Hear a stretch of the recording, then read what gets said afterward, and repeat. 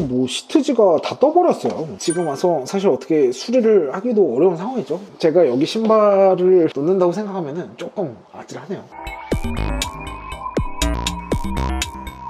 세상에 이제 되게 많은 임차인 분들이 있잖아요. 전세를 사시거나 월세를 사시거나 민간임대나 공공임대까지 국내에는 대부분의 사람들이 임대해서 이렇게 살고 계세요. 이런 분들을 저희는 뭐라 그러죠? 임차인이라고 그러죠. 많은 임차인들이 이제 동일한 문제를 좀 겪고 계세요. 언제? 계약 끝나고 퇴거할 시점에 굉장히 이제 문제가 많이 발생하더라고요. 임차인분들에게 조금 꿀팁이 될 수 있는 부분들을 제가 좀 설명해 드리려고 이쪽 현장에 나와 있습니다. 제가 방문한 아파트 같은 경우는 상용 승인 허가가 나고 이제 25년이 지난 구축 아파트예요. 임차인에 대해서 조금 설명을 드릴게요. 임차인께서는 2월 21일 날 임대차 계약서를 이제 작성하시고 잔금까지 내신 상태예요. 3월 6일 날 이제 입주를 앞두고 있는데 오늘 3월 3일 임차인분을 위해서 도와드리려고 저희 홈차에서 이렇게 방문했습니다. 이제 막 입주 청소가 끝나서 청소가 다 이렇게 완료된 상태라고 하네요. 세대 내부에서 어떤 부분들을 좀 확인하면 좋을지, 계약이 끝난 시점에 임대인과의 분쟁을 막을지에 대해서 제가 오늘 조금 설명드릴게요. 아무래도 좀 연식이 되었다 보니까 기존에 많이 보던 신축 아파트들이랑 굉장히 다르네요. 제가 며칠 전에 임대인 입장에서 집을 함부로 쓰는 임차인에 대응하기 위한 저희 서비스를 조금 설명드렸는데요. 그 반대라고 생각하시면 될 것 같아요. 임차인분들도 좀 역으로 생각하면은 악성 임대인을 만날 수 있는 확률이 상당히 뭐 있을 수도 있고, 이런 문제는 뉴스에도 사실 되게 많이 나오잖아요. 임차인께서는 주택 상태가 안 좋아서 자가 비용을 들여서 인테리어 필름 시공을 좀 진행한다고 하셨고, 기능상에 좀 미흡한 부분들, 하자가 좀 있는 부분들, 더러운 부분들 이렇게 임차인께서 좀 고쳐서 거주를 하신다고 하셨어요. 임차인이 왜 직접 고치냐, 이런 부분도 사실 임대인께서 원래 해주신다고 하셨는데, 임대차 계약서를 이제 작성하고 잔금을 넣었더니 좀 말이 바뀐 케이스였고요. 지금 이사까지 3, 4일 남은 상황인데 결국에 임대인께서 못 고쳐주시고 임차인이 자가 수리를 합니다. 사실 입주 청소가 끝나서 여기서 또 부분적으로 시공하시면은 추가적으로 청소를 해야 되거나 이런 좀 애로사항이 있겠죠. 이래서 임대차 계약서 작성할 때는 분쟁 요소를 없애는 게 굉장히 중요하다고 보시면 될 것 같아요. 참고로 이거는 모든 임차인분들께 동일한데요. 들어와서 계약을 하기 전에 주택 상태나 이런 하자에 대해서 모든 걸 웬만하면 기록하시는 게 좋아요. 이런 부분들을 좀 해주셔야 계약이 끝난 시점에 굉장히 편해진다는 거, 그리고 나도 떳떳하게 할 말이 생길 수 있다는 거 기억하시고, 오늘 제가 어떤 문제들을 좀 이렇게 잡았는지 한번 둘러보시죠.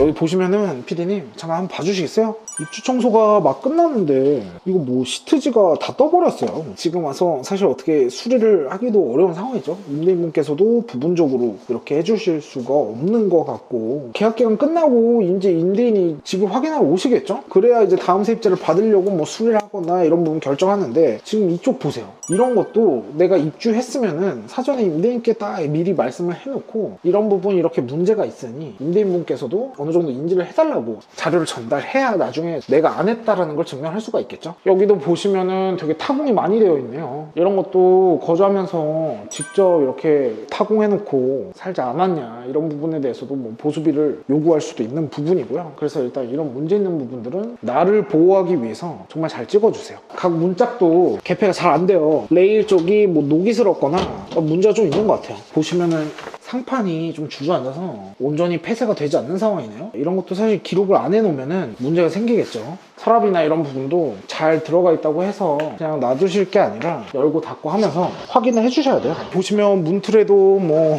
다 구멍이 있고요. 시트지까지부터 이쪽도 타공이 되어 있고, 가볍게 넘어가면 안 되는 것 같아요. 다 기록을 해야 되고 중요한 부분이라고 생각을 해요. 여기 보시면 누가 뭔가를 좀 찍은 듯한 느낌이 있는데, 이런 부분도 거주하기 전에 빨리 임대인분께 말씀을 드려야겠죠. 임차인분께서 25만원 내고 따로 이렇게 계량기도 위로 올리셨거든요. 왜냐면 요즘에 사실 이제 건조기나 세탁기가 다 무조건 2단으로 들어가잖아요. 사비를 들여서 이렇게 자체 시공을 하셨다고 합니다. 그리고 입주 청소가 지금 끝났는데 터닝도어도 이렇게 다시 시공을 한다고 하더라고요. 임차인이 돈 들여가지고 해주신다고 하셨던 임대인께서 말을 바꿔서 좀 이행하지 않았던 부분들, 좀 문제가 있는 것 같고요. 이런 부분들 작동 안 하죠. 후드도 고장났어요. 임대인께서 못 고쳐주시겠다고 해가지고 임차인분께서 새로 다를 예정이라고 합니다. 그리고 여기가 동네 부동산 통해서 이렇게 중개를 하다 보니까 정말 계약서만 작성해주지 커뮤니케이션이 좀 필요했던 부분에 대해서 부동산도 사실 손 놓고 있는 입장이라서 임대인이랑 임차인이랑 왜 이런 거 수리 안 해주셨냐 또 이러고 있는 입장이에요. 그래서 결국에 임차인분께서 지금 돈을 쓰셔가지고 직접 이렇게 바꾸게 됐네요. 임차인으로 들어가실 입장이라면은 꼭 계약서를 쓰기 이전에 임대인께서 어떤 부분들을 해주실 수 있는지 한번 꼼꼼하게 확인을 하고요. 세대 내부에 어떤 문제들이 있는지 정확하게 보고 계약을 하시는 걸 추천드려요. 화장실 위쪽 벽지로 되어 있는데요. 온수 샤워를 과하게 하거나 환기를 잘 안 시키거나 하는 케이스에는 실크 벽지라서 물에 쉽게 젖진 않는데 2년에서 4년 거주를 하게 되면은 곰팡이 그냥 쉽게 발생할 것 같은데요.